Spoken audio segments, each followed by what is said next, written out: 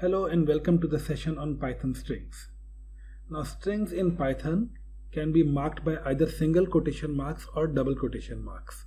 You can use either, but you have to be consistent. So for example, the word hello enclosed in a quote mark is a string. So if I run it, Python is just going to give it back to me like that, including the quotation marks.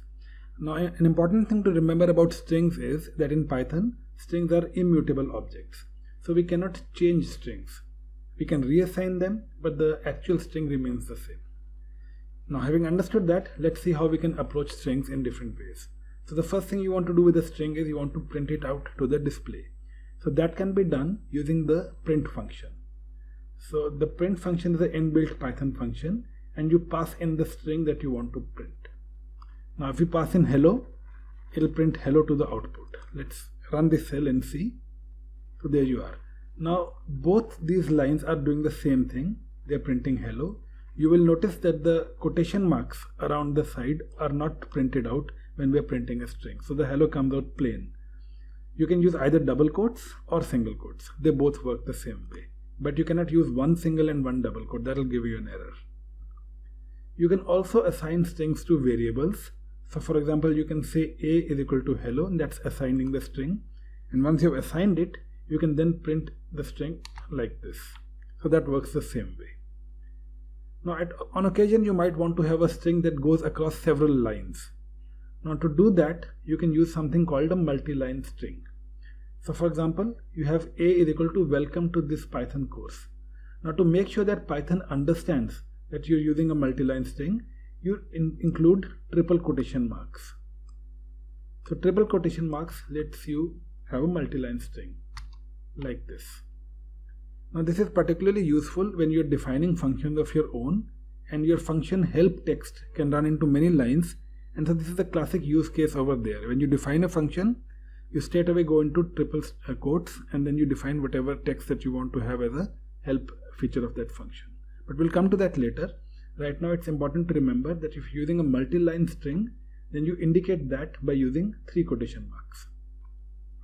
Now on the inside, strings are considered to be arrays by Python, which means that their individual characters are identifiable by the location. So they are like lists or tuples in that manner. You can use square brackets, which are also called the slice operator, to access the elements of a given string. Now there are several notes across all this notebook, and if you want to look at them, I would encourage you to pause the video and read through. Now let's come to another string. We assign a is equal to hello world, and we say print a at index location 1. Now what do you think is going to be printed when we run this?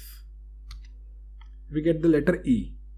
Now it's happened because, like any other programming language, the slice operator is going to start the Python indexing from 0 and then count from there.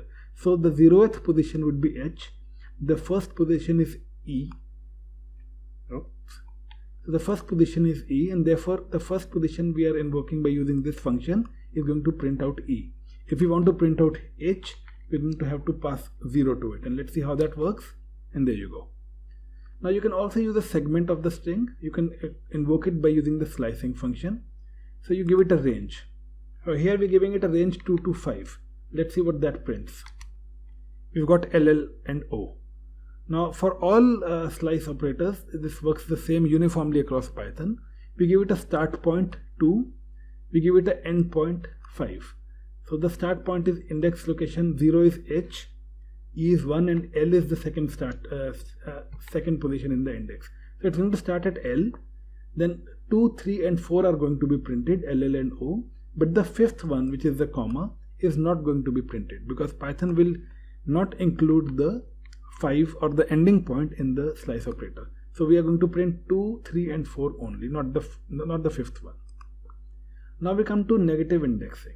Now this is a very interesting feature in Python. You can also start counting from the other end, in which case this exclamation mark occupies position -1. So you can say I want to start at -5, and if we count it, it's going to be -1, -2, -3, -4, -5. So we're going to start at O and then end at -2. We end at -1, -2, that is going to end at D, but we are not going to count D because the way the string works, like I told you before. So this -2 is not going to be included. So we are going to just get ORL end. So let's see how that works. ORL. So this can be very useful if you do not know what's happening at the beginning of a string. You're just interested in the end. For example, if you're trying to see whether a user has properly entered a website that should end with .com, so you can just evaluate what's happening in the last 4 positions, if that is .com or not. So this is a use case for the industry. Suppose we want to find out how long my string is. Now this can be important if somebody is filling out a form and we have given them space to fill out 14 characters, and we want to ensure that they do not go over 14. So we can see what kind of string length has been entered by using the inbuilt Python function called len. So here we are assigning a string, and we are trying to print out the length of this string. So it says hello, comma, space, world, exclamation. It's going to count every single thing, and then it tells me that it contains 13 characters. Now we can check whether a certain substring or a phrase or a character is part of a string or not. This can be useful if you want to filter out certain spam words. So we say we use the keyword in. So for example, we have a text called "the rain in Spain stays mainly in the plain," and we want to see whether the letter sequence AIN is included in this or not.